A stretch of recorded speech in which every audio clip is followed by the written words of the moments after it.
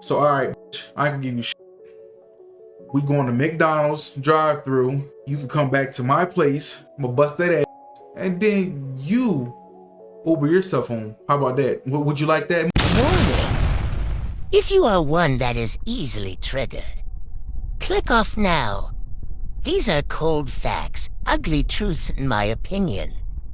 You've been warned. After our first date, we went like on some little walk by the pond, real cute. And the next day, he sent me like a full spa care package. For what? Like what? I ain't gonna hold y'all. Care package? A spa care package. I'm talking about like facials, deep stone massage, everything after one date.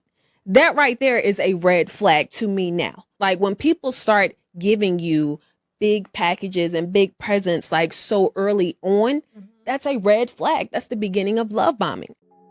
What the f*** wrong with this bitch? What's she talking about, man? Damned if you do, damned if you don't. You can't do nothing for these women nowadays, bro. They complain about how dudes ain't shit.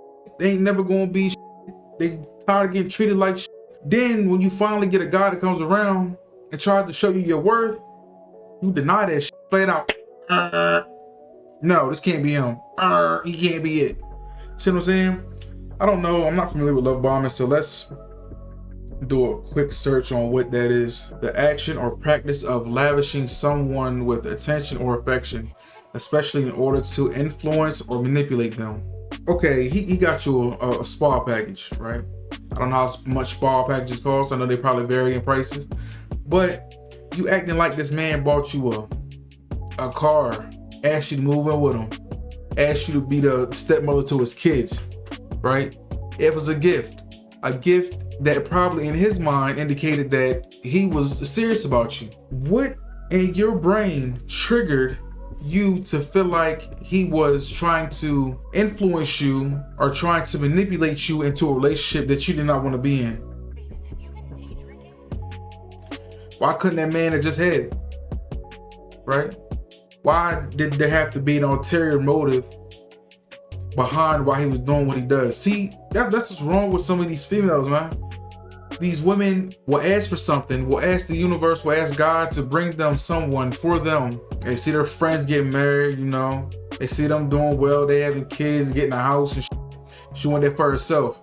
But she's been dealing with all of these no good motherfuckers for so long, she doesn't recognize when good is right in front of her face.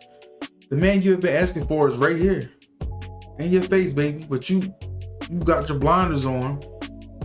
And every little hint that's being thrown at you, you're taking it as it's too good to be true. You know, sometimes it can be too good to be true, but give the man a chance first. Don't just automatically assume because he bought you a spa care package that he has an ulterior motive of trying to manipulate you into a relationship too early, or trying to manipulate you into something you don't want to be in. You're gonna need more evidence than him buying you something. Now, if he starts becoming controlling, telling you, oh, I want you this, that, and the third, or he starts throwing up in your face what he's done for you, then that's when you can start getting suspicious of why he's lavishing you with gifts, why he's doing certain things. But if this man is doing this out of the kindness of his heart, take it. Take it. Take it. The f is wrong with you, yo? Like I'm telling you, man. Like, this is exactly why a lot of y'all is gonna be alone. Y'all gonna die old and alone with a cat and a goldfish, because y'all don't want to give men a chance. It's like you would rather, a lot of these women would rather put up with someone they know that they can control. You see what I'm saying? Let me explain. Someone they know, like a guy, street dude, they know that they need it to a certain extent. Street money ain't good money. They're not gonna be able to get any apartments, no cars, nothing in their name, because they're gonna have to prove their source of income. So they're gonna need women, or a woman, that woman in particular, to be able to put the name on the insurance, put the name in an apartment. Even though they have the cash flow, they do not have, legit cash flow. So they're gonna need them to a certain extent. And then when shit get dry and he's not punching the clock, he's using your vehicles, you're insuring his shit, and he got other women in the cars and stuff, you know, it can get real tricky real quick. But you have a certain level of authority over a lot of the things that you are wanting him to have. So you can say, oh yeah, well, I'm gonna just kick you out. I'm gonna do this, I can do that. At least you know what this man's about. See, when you have a man that is about his business, a man that is actually a man that can take care of himself and don't have to worry about a woman or depend on a woman like so many of these guys nowadays, it just boggles your mind, you know?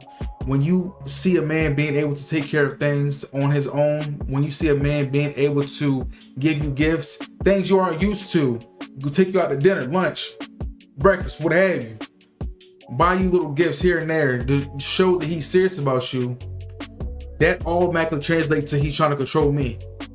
Because you're so used to controlling everything. You so used to being a puppet master to all of your men because they street dudes, they don't got legit money.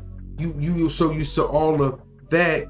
When a man can do that for you, you don't know which way to turn. You have to release that masculine energy. I'm sorry to tell y'all, but if you have a man and you want a man that is for you, he's not gonna want to be, you know, having to bicker back and forth or have a power struggle back and forth. Oh, I feel like you're trying to control me. This, that. Like, as soon as you said that, I would have cut that off. We don't have time for that. You trying to find somebody, you thinking you doing right by somebody, but they thinking that there's always something. You can't do nothing for nobody nowadays. So, all right, I can give you shit. We going to McDonald's drive-through. You can come back to my place. I'm gonna bust that ass, and then you Uber yourself home. How about that? Would you like that more? Does that sound like something more up your alley? Since you don't want to take this, you know, me showing you I want to move forward with you. And, you know, everything's not about materialistic. Everything doesn't have to be material. Everything doesn't have to be about spending money. But typically, the man is going to try to spend as least money as possible before he gets what he wants. And a woman is going to try to hold out as much as possible before she gets what she wants. You know, a tug and pull in the beginning, like who's going to cave first? How much can I extract out of this person before I give in? You have to let yourself be vulnerable, I guess, to a certain extent.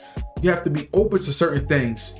You don't just automatically write somebody off because they're doing something that you think could possibly be manipulation.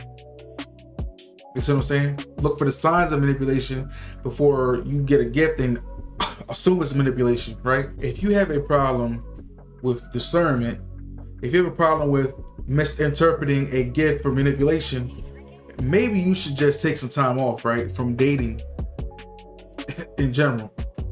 Maybe you should take some time off from dating in general. Get yourself right. Heal yourself from whatever you've been through, because that is not healthy. That mindset, that mind state is not healthy for you to automatically assume these things. You have to make sure you are whole again before you try to jump out and go get somebody else. That man that you have been asking yourself for, you have to prepare yourself for. You see what I'm saying? And if you don't prepare yourself for him, you will be having questions like this, doubts in your mind, just like this lady. Wondering if he's too good to be true. What you've been asking for, this is what you wanted, right? This is what you wanted. And if what you wanted, make sure you're prepared for it. If you enjoyed the video, like, subscribe, make sure y'all dot your I's and cross your T's. It's your boy Alex. Catch y'all on the next one.